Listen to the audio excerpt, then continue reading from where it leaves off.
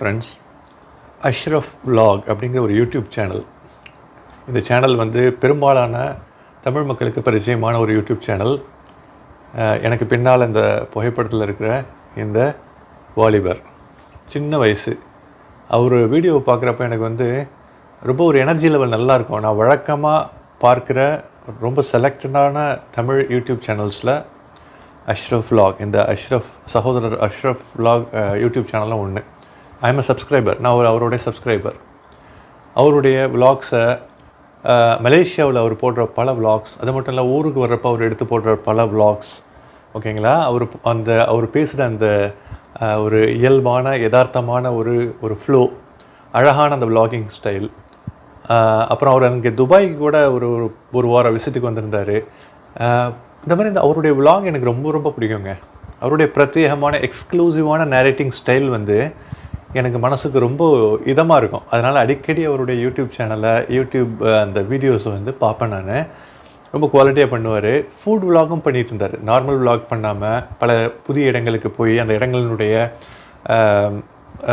பல புதிய விஷயங்களை தெரியப்படுத்துறது மட்டும் இல்லாமல் ஹோட்டல்ஸ்க்கெலாம் போய் இந்த ஃபுட் விலாக் மாதிரி அந்த ஃபுட்டை வந்து ரிவ்யூ பண்ணி விலாகும் போட்டுட்ருந்தார். இதில் பல தமிழ் கூறும் நல்லுலகத்துக்கு இவர் முகம் பரிச்சயம். இவர் சமீபத்தில் ஒரு 2 வாரங்களுக்கு முன்பாக மரணம் அடைந்த செய்தி மிகப்பெரிய அதிர்ச்சியின் எல்லைக்கே என்னை எடுத்து சென்றது. எனக்கு மட்டும் இல்லைங்க, நிறைய இதை பார்த்துட்ருக்கிற நீங்களுமே இந்த செய்தியை கேட்டு வந்து அதிர்ச்சிக்கு உள்ளாகி இருக்கலாம். சின்ன வயசுங்க, ஓகே. ஸோ என்ன விஷயம்னு பார்க்குறப்போ இதில் இப்போ இந்த வீடியோ கண்டென்ட்டுடைய முக்கிய நோக்கம் என்னென்னா, அவருடைய இந்த யூடியூப் சேனல், அவர் இப்போ நம்மளோட இல்லை, அகால மரணம், ஓகேங்களா. ஃபேமிலியெல்லாம் விட்டுட்டு திடீர்னு, அதெல்லாம் மனசுக்கு ரொம்ப கஷ்டமான ஒரு விஷயம். இது ஒரு பக்கம். இன்னொரு பக்கம் என்னென்னா, அவர் இப்போ இறந்ததுக்கான காரணம் வந்து ஹார்ட் அட்டாக். அவர் வந்து ஃபுட் விலாக் பண்ணுறப்போ நிறைய ஒரு அன்ஹெல்தியான ஜங்க் ஃபுட் அப்படின்னு சொல்லுவாங்கள்ல, இந்த மாதிரியான அந்த fast food type of things, KFC, இந்த மாதிரி மெக்டொனால்ட், இந்த மாதிரி ரொம்ப ஆர்டிஃபிஷியல் ஸ்வீட்னஸ், ஆர்டிஃபிஷியல் அடிட்டிவ்ஸ், இந்த மாதிரி செயற்கையான சுவை கூட்டிகள் உள்ள பல உணவு வகைகள், இந்த மாதிரி விஷயங்கள்லாம் அதிகமாக, இந்த பெப்சி, இந்த சாஃப்ட் ட்ரிங்க்ஸ், இந்த மாதிரி விஷயங்கள்லாம் அதிகமாக ஃபுட் விலாக் பண்ணுறப்போ அதை அதிகமாக உட்கொண்டதுனால தான் அவர் வந்து ஹார்ட் அட்டாக் வந்துருச்சு இந்த இள வயசில் அப்படின்னு சொல்லிவிட்டு அது ஒரு கூட்டம் கமெண்ட்டில் போட்டுட்ருக்கு. நம்ம சோஷியல் மீடியாவில் தான் ஏகப்பட்ட மேதாவிகள். சோஷியல் மீடியா ரொம்ப பிரபலம் ஆன பிறகு இத்தகைய மேதாவிகள் அதிகம் பேர் இருக்கிறத பார்க்க முடியுது. ஒருவர் அகால மரணம் அடைந்து விட்டார். அதுக்கு உண்டான காரணம் நம்ம வந்து டீப்பாக தெரியல, ஓகேங்களா. ஏன்னா நம்ம அவங்க ஃபேமிலி மெம்பர் கிடையாது. அப்போது நம்ம வந்து அஸ்யூம் பண்ணி யூகத்தில், ஸ்பெக்குலேஷனில் ஏதாவது தாம்னு அடித்து விடவே கூடாது. அது அவதூறு செய்தல் மிகவும் பாவமான விஷயம்.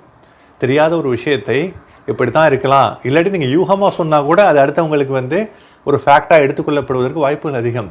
தெரியாமல் இருந்தால் சொல்லாமல் இருக்கணும், பேசாமல் இருக்கணும். ஆக்சுவலாக அங்கே இந்த மாதிரி அவர் ஃபாஸ்ட் ஃபுட் சாப்பிட்டதுனால தான் அவர் இந்த வயசில் இறந்துட்டார். அவர் கொஞ்சம் உணவு பழக்கத்தை பார்த்து இப்படிலாம் செஞ்சுருக்கலாம் அப்படின்னு சொல்லிட்டு நிறைய கமெண்ட்ஸை பார்க்க இருந்தது.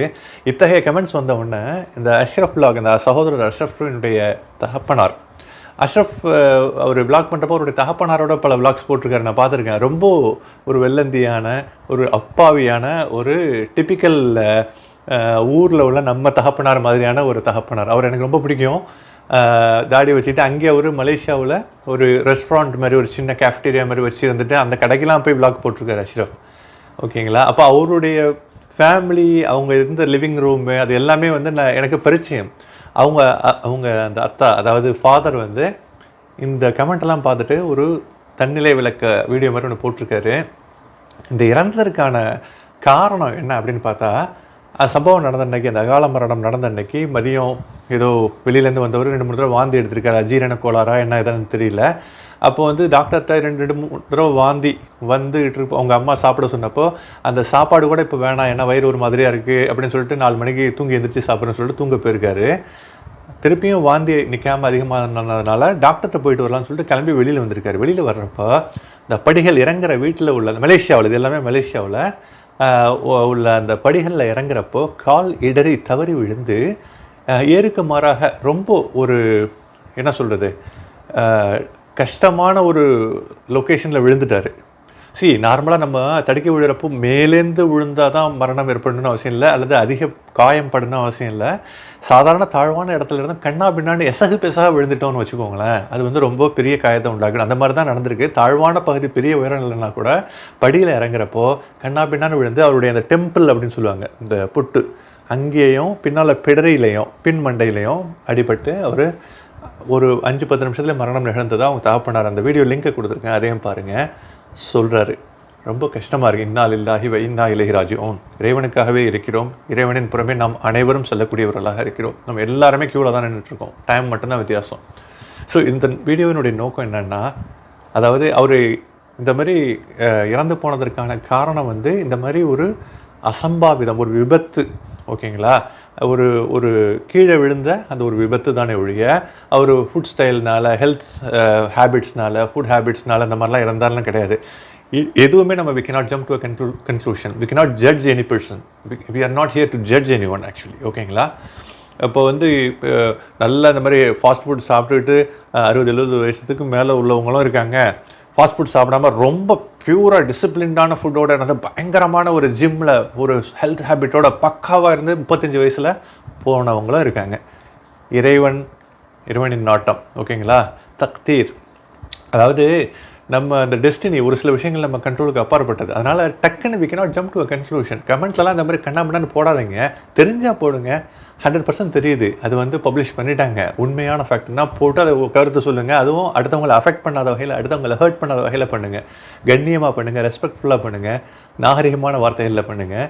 தெரியலையா ஒரு விஷயம், அந்த அளவுக்கு உங்களுக்கு டீப்பாக தெரியல, இன்னும் விஷயம் வெளியாகலை, ஒன்றும் தெரியலன்னா please don't do a speculation and give some unnecessary hurting comments. சரிங்களா? தேங்க்யூ கைஸ் ஃபார் வாட்சிங்.